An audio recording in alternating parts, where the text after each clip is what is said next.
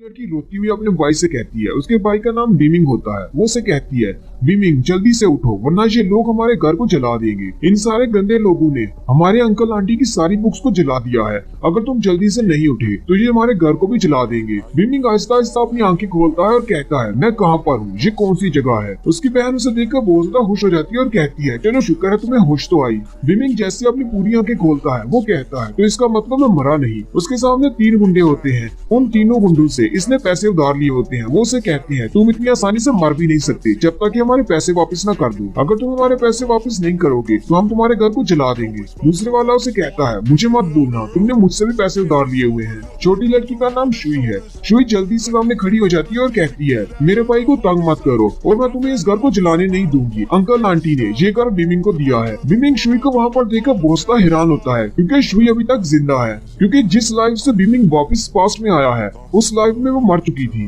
Beaming कहता है, ये तो लोहे सिटी है जहाँ पर मेरा घर है। मैं तो इस जगह को 10 साल पहले छोड़कर चला गया था एक हंटर बनने के लिए। और साथ ही उसका सर फिर से दर्द करना शुरू कर देता है। बीमिंग कहता है, पता नहीं मेरा सर इतना ज्यादा दर्द क्यों कर रहा है। उसे एक मेमोरी दिखाई देती है जहाँ पर बीमिंग जख्मी हालत में पड़ा होता है, जबकि उसके इर्द गिर्द 5 लोग खड़े होते हैं जिनके शेडोज दिखाई जा रहे होते हैं। और साथ ही बीमिंग को याद आ जाता है कि मैं तो 5 लॉर्ड्स के साथ ग्रीन हिल माउंटेन की तरफ जा रहा था। हम लोग हंटिंग के लिए जा रहे थे, वहाँ पर एक फॉक्स को पकड़ना था, लेकिन उन 5 लॉर्ड्स ने रास्ते में मुझे धोखा दिया और मुझे मार डाला। बीमिंग की सोच का बोझ का गुस्सा आ जाता है और कहता है, मैंने उन 5 लॉर्ड्स के लिए बहुत कुछ किया है। मैंने उनके लिए कितने ही डीमंस को मारा है। मैंने ऐसा कभी सोचा भी नहीं था कि वही 5 लॉर्ड जो कि मेरे साथी हैं वो मुझे धोखा देंगे और एंड पर मुझे मार डालेंगे। बीमिंग कहता है, मुझे लगता है कि उन 5 लॉर्ड्स को मुझसे डर लगता है क्योंकि मेरी हंटिंग टेक्निक्स उनसे ज्यादा पावरफुल थी और मेरी पावर उनसे बढ़ती जा रही थी। इसी वजह से उन्होंने मुझे मार डाला ताकि मैं उनसे आगे न बढ़ जाऊं। लेकिन अब जबकि मुझे दूसरा मौका मिला है तो मैं उनसे आगे बढ़कर दिखाऊंगा।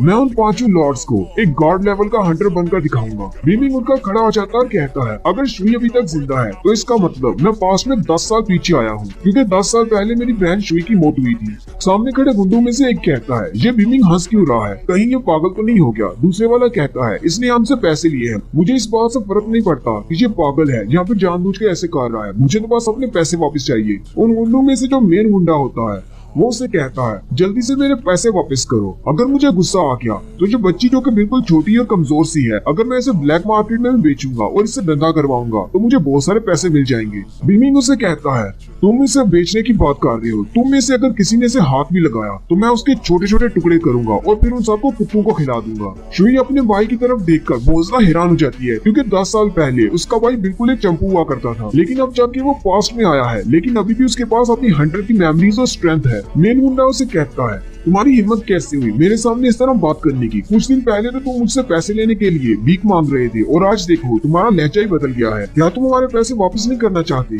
बीमिंग उसे कहता है, मुझे पता है कि मैंने तुम लोगों से कितने पैसे लिए हैं, टोटल 3 मिलियन है। कल मेरे पास वापस आ जाना अपनी रेसिपी लेकर, मैं तुम सब लोगों को पैसे वापस कर दूंगा। तो गुंडे उसकी बात सुनकर हैरान हो जाते हैं और कहते हैं, तुम्हें कैसे पता चला कि तुमने हमसे कितने पैसे लिए थे? क्योंकि उन्होंने उसके ऊपर सूद की रकम बहुत ज्यादा बढ़ा रखी है। वो जल्दी से अपनी अपनी रेसिपी निकालते हैं और कहते हैं, ये तो टोटल 3 मिलियन ही बन रहे हैं, लेकिन इसे कैसे पता चल गया? कहीं ये लड़का हमारे दिमाग तो नहीं पड़ रहा? बीमिंग कहता है, क्योंकि मुझे पता है कि लास्ट टाइम इन लोगों ने मेरे साथ क्या किया था। मैंने इनसे जितने पैसे लिए थे इन्होंने उसके ऊपर सूद की रकम बहुत ज्यादा बढ़ा दी थी। बड़ा गुंडा उसे कहता है, कहीं तुम हमें बेवकूफ बनाने की कोशिश तो नहीं कर रहे? तुमने कहा कि तुम 3 दिन में हमारे सारे पैसे वापस कर दोगे, लेकिन तुम 3 दिन में इतने पैसे कैसे वापस करोगे? ये 3 मिलियन है, कोई 3000 नहीं। वहीं पर नोबल फैमिली की एक लड़की जिसका नाम डोंगफेंग ज़्यू होता है, वो पीछे से आती है और उसे कहती है, अगर ये पैसे नहीं दे पाया तो इसका सारा कर्जा मैं अदा करूंगी। वो सारे उस नोबल लड़की को वहाँ पर देखकर हैरान हो जाते हैं। तो डोंगफेंग ज़्यू बाइमिंग की मंगेतर की छोटी बहन है। बीमिंग कहता है, मेरी इसकी बड़ी बहन के साथ एंगेजमेंट हुई थी, लेकिन जैसे मेरे पेरेंट्स की मौत हुई तो इन लोगों ने उस एंगेजमेंट को कैंसिल कर दिया। अब हमारा इनसे कोई ताल्लुक नहीं। बड़े वाला गुंडा डोंगफेंग ज़्यू से कहता है,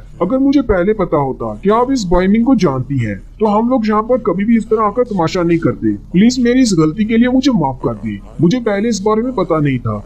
लेकिन ज़्यूस के पास से आगे गुजर जाती है। ज़्यूस सीधी जाकर बाइमिंग के सामने खड़ी हो जाती है और उसे कहती है, लोहे सिटी से दफा हो जाओ और कभी वापस मत आना। अगर तुम ऐसा करते हो तो तुम्हारे सारे का सारा कर्जा मैं दे दूंगी। तुम्हें अपने 3 मिलियन की फिक्र करने की जरूरत नहीं। बाइमिंग उसे कहता है, कहीं तुम्हें मेरे घर में जो छुपा हुआ खजाना है वो तो नहीं चाहिए? ज़्यूस से कहती है, ऐसा कुछ भी नहीं है। तुम हमारा नाम खराब करने की कोशिश मत करो। तुम्हारे इस घर को खरीदेगा कौन? ये तो बस मेरी बहन ने मुझे यहाँ पर बेच दिया और मेरे डैड को भी तुम्हारे इस घर में काफी ज्यादा इंटरेस्ट है, इसलिए हम तुम्हारे इस घर के बदले में तुम्हारे 3 मिलियन देने को तैयार है। वैसे इस कबाड़खाने में कुछ भी नहीं रखा हुआ। शुई बाइमिंग से कहती है, बाइमिंग हम लोग इस घर को नहीं बेच सकते, अंकल आंटी ने जो हमें दिया था। बिमिंग उसे कहता है, तुम्हें परेशान होने की जरूरत नहीं, जब तक मैं जिंदा हूँ इस घर को हमसे कोई भी नहीं ले सकता, ये घर हमारा रहेगा। बिमिंग जल्दी से दूसरी तरफ घूमता है और जियो से कहता है, यहाँ से तुम्हें दफा होना चाहिए, ये घर हम नहीं बेचेंगे और मैं अपना कर्जा खुद ही अदा कर लूंगा। जियो चिल्लाकर उसे कहती है, तुम्हारी हिम्मत कैसे हुई इन सब के सामने मेरी इस तरफ बेइज्जती करने की।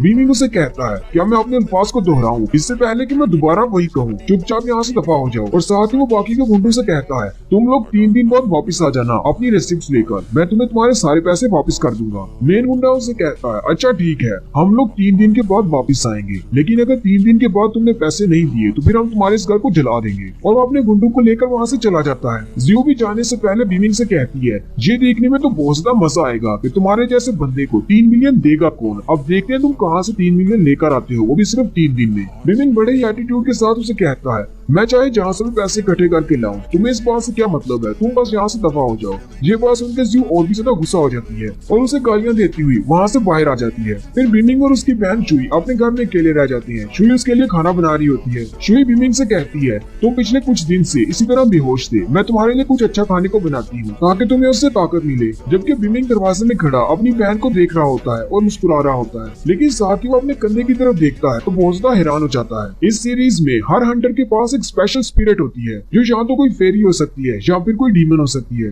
बाइमिंग के कंधे के ऊपर भी एक छोटी सी फेरी बैठी होती है, वो उसे उठा लेता है और बहुत ज्यादा खुश हो जाता है। उसका नाम स्नोबॉल होता है। बिमिंग उसे हाथ में पकड़कर कहता है, तुम तो अपनी फाउंडेशन स्टेट में हो, तुम अभी तक इवॉल्व नहीं हुई, लेकिन ऐसा कैसे हो गया। साथ ही वो उससे पूछता है, क्या तुम अपनी असली फॉर्म में नहीं आ सकती। लेकिन साथ ही बाइमिंग को समझ आ जाती है कि ये सब कुछ इसी की वजह से हुआ है। स्नोबॉल के पास एक स्पेशल पावर है कि वो टाइम को पीछे कर सकती है और उसने अपनी सारी पावर को यूज करते हुए बिमिंग को 10 साल पीछे ले आई है।